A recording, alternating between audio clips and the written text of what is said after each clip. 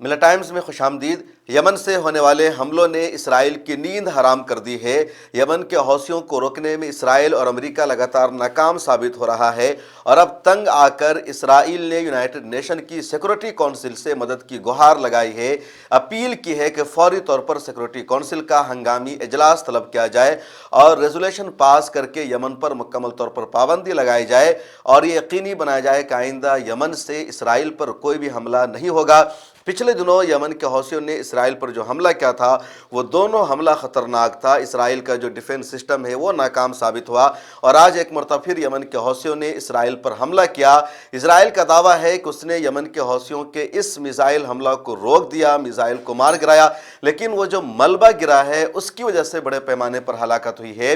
اس کے علاوہ اسرائیل کا ایک اور بڑا نقصان یہ ہوا کہ جب سائرن بجنے کی آواز سنائی دی، اور سائرن بجنے کی وجہ سے جب لوگوں نے کیمپوں میں جانے کی کوشش کی، بنکروں میں چھپنے کی کوشش کی، تو اس میں بھگدڑ مچی، اور اس بھگدڑ میں بھی 20 اسرائیلی زخمی ہو گئے ہیں۔ یہ اسرائیل کا اب تک کا سب سے بڑا نقصان مانا جا رہا ہے۔ اس کے علاوہ جو میزائل کا ملبہ گرا ہے اس سے بھی بڑے پیمانے پر نقصان پہنچا ہے۔ تو اس حملہ کو اسرائیل نے تو روک دیا، لیکن اسرائیل روکنے کے باوجود بھی نقصان سے نہیں بچ سکا۔ پچھلے دنوں جب یمن کے حوثیوں نے حملہ کیا تھا میزائل سے، وہ بیلسٹک میزائل تھا جس کو فلسطین میزائل 2 کا نام دیا، جس کو ہائپرسونک میزائل بھی آپ کہہ سکتے ہیں۔ تو اس میزائل حملہ کی وجہ سے 30 سے زیادہ اسرائیلی زخمی ہو گئے تھے، گھائل ہو گئے تھے۔ ایک پارک میں جا کر کے وہ میزائل گرا تھا، اور اسرائیل کا جو ڈیفنس سسٹم ہے اس کو روکنے میں ناکام ثابت ہوا۔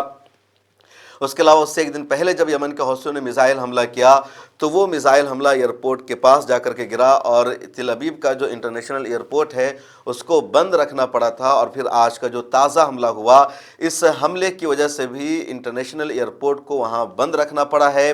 اس کے علاوہ وہاں بھگدڑ مچی، اور بھگدڑ میں 20 لوگ زخمی ہو گئے ہیں۔ ملبہ کی وجہ سے بھی کئی لوگوں کو نقصان پہنچا ہے۔ اس کے علاوہ کل امریکہ نے اپنے بحری بیڑا کو بحیر احمر میں لگایا، اور اس بحری بیڑا کے ذریعے یمن پر حوثیوں پر حملہ کرنے کی کوشش کی امریکہ نے، لیکن یمن کے حوثیوں نے امریکی بحری بیڑا کو بھی پیچھے ہٹنے پر مجبور کیا، امریکی جہاز پر حملہ کیا۔ اس کے علاوہ امریکہ نے میزائل سے حملہ کیا یمن کے حوثیوں پر، تو یمن کے حوثیوں نے امریکہ کے اس حملہ کو بھی ناکام بنا دیا۔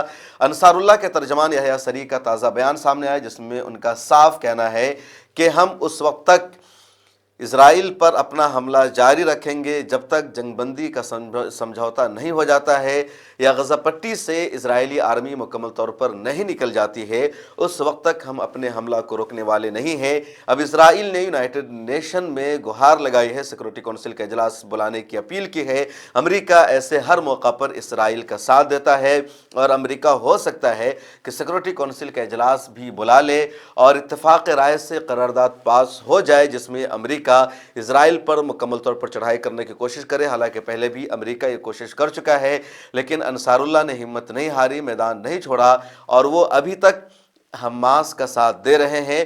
حزب اللہ سے جو مدد حماس کو مل رہی تھی، لبنان سے حزب اللہ کا جو حملہ اسرائیل پر ہو رہا تھا وہ حملہ بند ہو چکا ہے۔ عراق نے بھی حملہ بند کرنے کا اعلان کر دیا ہے، شام سے بھی کوئی مدد نہیں مل رہی ہے۔